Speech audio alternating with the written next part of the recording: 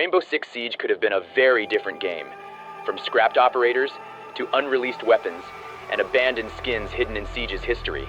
Some of this stuff would have completely changed the game. And trust me, it gets crazier the deeper we go. Drop a like and subscribe if you enjoy. This is gameplay from the Rainbow Six Siege Alpha version from 2015. You could initially pick up weapons and swap it with the one you are holding. I think it was a fantastic idea to remove this feature, but a game mode with something like this could be a lot of fun. This is also from the Alpha, and has never been seen before. It's a defender gadget that flashes you when you walk through it, a little similar to Ella's concussion mines. This gun was originally designed for Azami. It looks very similar to Buck's C8 assault rifle, but it was actually an early version of the POF-9, which is Sen's gun. So originally, Azami was going to get Sens's POF-9 with this new underbarrel attachment. This underbarrel would shoot out green goo and block holes in reinforcements and other surfaces. And for whatever reason, this operator was scrapped. The green goo was changed into throwing knives, and the POF-9 was given to Sens. The AR-57 is an unreleased gun that was originally intended for Nokk in Year 4 Season 2. It would have been one of the strongest weapons in the entire game, with extremely high fire rate and damage, at the cost of high recoil. There's a very small possibility that this could be added to Siege in the future. And speaking of Nokk, just 4 years ago, she was going to receive a game-changing rework, allowing her to walk through certain traps without triggering them. Like Melusi, Ella, Kapkan, and even metal detectors and proximity alarms. Ultimately, Ubisoft decided that this would have been way too overpowered, so it never came to the game.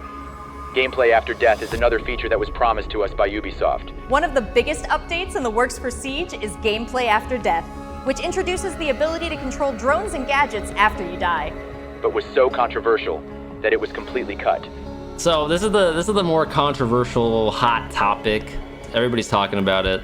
Gameplay after death. I might have to retire if this shit comes in the game.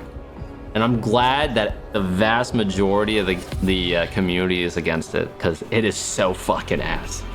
Have you ever seen these weapons in the clubhouse basement and wondered why they aren't in the game? Well, these weapons were actually in the alpha version. The PP Bizon was going to be a Russian gun for Kapkan and Tachanka, with a large magazine and low damage, but was replaced by the Russian gun that we have today. The MAC-11 was also in the alpha, and was like a better version of the SMG-11, with a bigger magazine.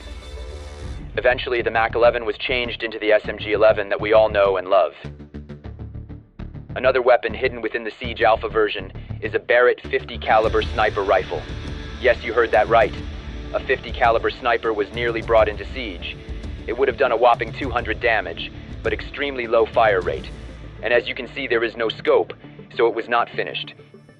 The AK-47 is also on the wall of Clubhouse's basement, but it has never appeared in Siege before, apart from being hidden inside the Alpha. However, we do have Zofia's M762, the AK-74M, and the AK-12, which are all variants of the AK-47. This elite skin for Thatcher was supposed to be released in Year 2.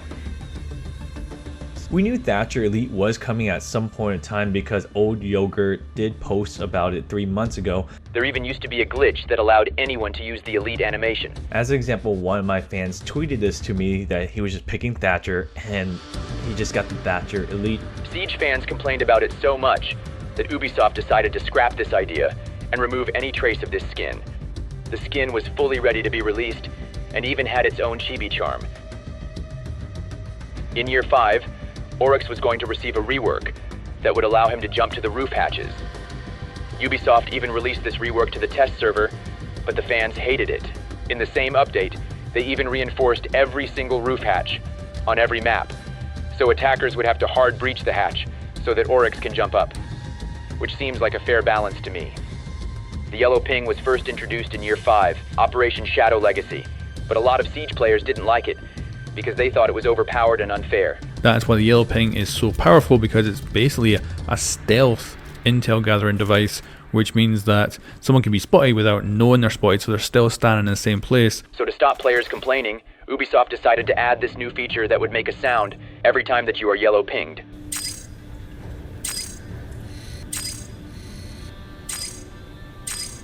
Here are some funny charms that should have been released 9 years ago, but were obviously scrapped, including IQ's shoe.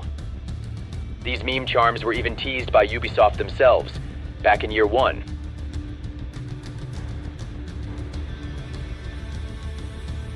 This gold ESL charm was in the store for a few hours, until it was removed. The people who bought the charm had it taken from their accounts without any kind of refund. I found an unreleased game mode called Canister. Pick up the canister to avoid mission failure. This game mode holds a lot of similarities to the Apocalypse event, and was probably used as inspiration to create that event.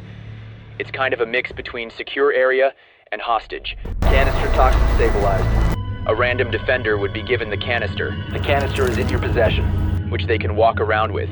Do not drop the canister. You can drop it on the floor to pass it to another defender, but if you leave it on the floor for too long, the canister will deactivate, and you lose the round. Pick up the canister to stop deactivation. You picked up the canister. In the early days of Siege, when hitboxes were extremely broken, we were going to get a brand new mechanic. This mechanic would make sparks come off the operator's head if you missed him slightly. So for example, if you're shooting at an operator with a big headgear like Jaeger or Blitz, but you shoot them in the earmuffs, sparks would come from the headgear. You would be able to see and hear these sparks. There are a bunch of other skins that were cut from Siege, and some of them are really cool. This slime green universal skin has been in the game for 9 years, as well as this navy blue skin, but has never been released to the public. They even made a matching attachment skin, which is weird because attachment skins weren't brought into the game until year 5. They also made Blue Nebula, Firefly, and Saffron attachment skins. You might recognize these skins from the R6 marketplace. That's because they are in the marketplace, but have never actually been released, which is extremely bizarre. The Nokk and Mozzie gift skin were unlockable from a Ubisoft challenge, but then Ubisoft decided to remove it from everyone's accounts, for unknown reasons. I have some really big projects on the way, including custom Siege merch, so stay tuned for that. If you enjoyed the video, drop a like. Subscribe with notifications on, so that you never miss a Key and Chopper video. Please consider checking out my Patreon and becoming a member to my channel to help me continue making quality and unique videos like this.